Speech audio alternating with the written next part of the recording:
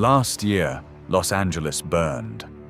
The Palisades and Eaton fires took more than 16,000 homes in a matter of days, and most families came back to the same thing: ash and a lone chimney standing where a house used to be. And almost everyone agreed on what came next. Rebuild. The same lumber, the same way, in the same place the fire will return. But what if we did not have to? What if instead of raising the same house a fire can swallow, we used a method older than this country, one that asks for no chemicals and no special crew, only a flame and a plank of wood? Because in one California wildfire, there stood a house the fire could not take. The flames climbed right up to the wall, touched the wood, and stopped. The reason is almost too simple to believe. That wood had already been through fire once, on purpose, before it was ever nailed into place. And it is not new, or rare, or costly. People have known about it for centuries. So in a country that burns a little more every year, why is almost no one building this way? The answer has little to do with the wood, and everything to do with who profits when we forget it. Welcome to Nature's Lost Vault. This story begins in the crowded wooden cities of old Japan. In the Edo period, in what is now Tokyo, families lived packed together in homes built almost entirely of wood and paper. In the winter of 1657, a blaze remembered as the Great Fire of Meireki burned for 3 days, took as much as 70% of the city, and killed an estimated 100,000 people. Fires like that came back again and again. These people did not need a better fire brigade. They needed wood that would refuse the flame on its own. The carpenters found it in their own timber, a native cedar called sugi. If they charred the surface of the boards before building, the wood behaved differently the next time fire came near. They still do it today, and the name is as plain as the method. Yakisugi, burnt cedar. The technique was simple and a little bit wild.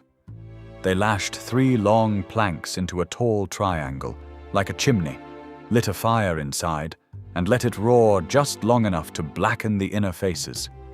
Then they pulled the boards apart, doused them with water, brushed off the soot, and rubbed them down with oil. What they were left with was a board wearing a deep black alligator skin surface. It turned away water, insects, and fire in a way raw lumber never could.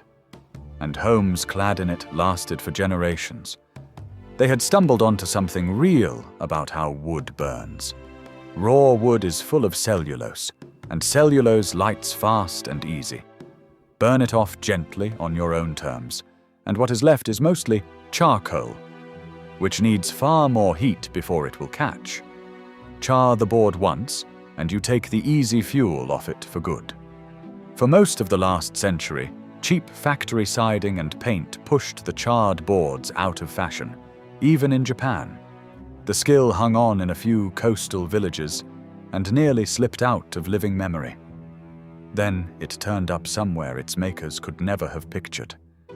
A modern fire testing lab.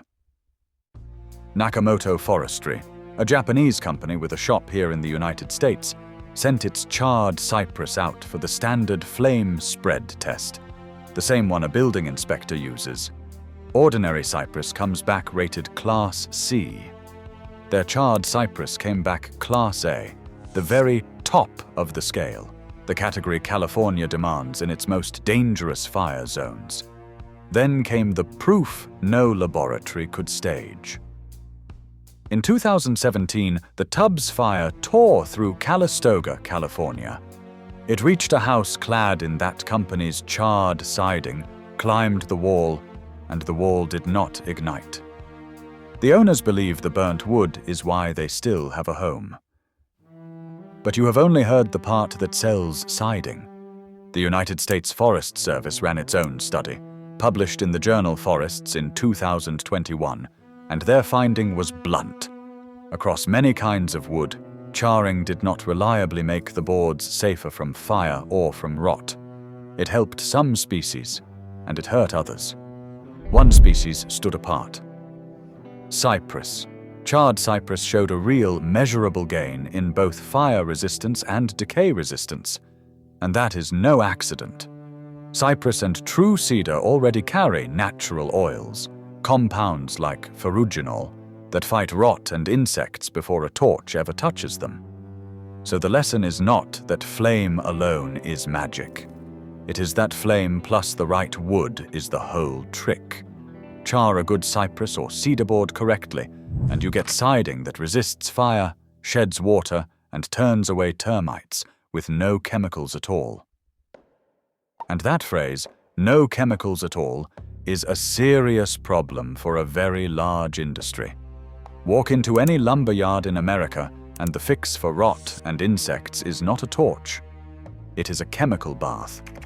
For most of the last century, that meant CCA, chromated copper arsenate.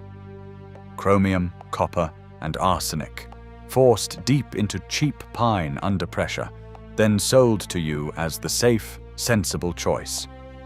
From the 1970s into the early 2000s, most of the treated wood in American backyards was CCA. The decks people grilled on, the picnic tables, the playground sets your grandchildren climbed every summer, all of it carrying arsenic. If that arsenic had stayed locked in the wood, the story might have ended quietly. It did not. The Environmental Protection Agency found that arsenic leached out of those boards onto small hands and into the soil under the swing set. Long-term arsenic exposure is linked to a higher risk of cancer, and children take on the most of it. On the very last day of 2003, the manufacturers voluntarily pulled CCA from nearly all home use. Roughly 70 years after they began coating American yards in arsenic. Better late than never. They switched to newer copper blends. And for the heavy work, the railroad ties and the utility poles along your road, the industry still reaches for creosote, a coal tar product the Environmental Protection Agency lists as a probable human carcinogen. Look at the shape of all of it. Every one of these fixes is something you have to buy again. The chemical wears out, the wood rots anyway, so you retreat it, replace it, and buy the next jug. A backyard method with nothing to re-buy was never going to earn a marketing budget. But you do not need their jug, and you do not need their permission. The tools are almost laughably simple. A board of cypress or cedar, a propane torch from the hardware store, a stiff wire brush, and a little natural oil. You run the flame slowly along the grain until the surface goes black and lifts into that alligator skin texture, a char a few millimeters deep. You let it cool, brush off the loose soot, and seal it with a plant oil like tung or linseed.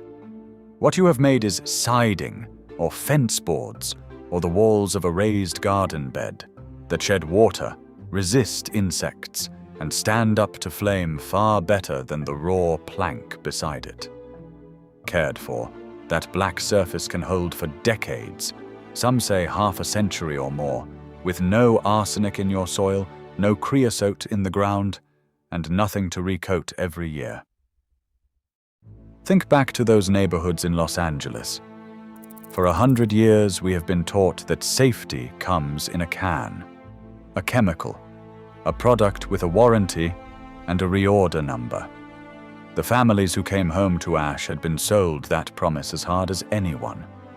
A carpenter in old Japan answered part of the same problem with a fire, a brush, and a bucket of water, and never asked a soul for anything. That knowledge never went anywhere. It has been sitting in plain sight the whole time, in the black boards of old farmhouses, waiting for us to look again.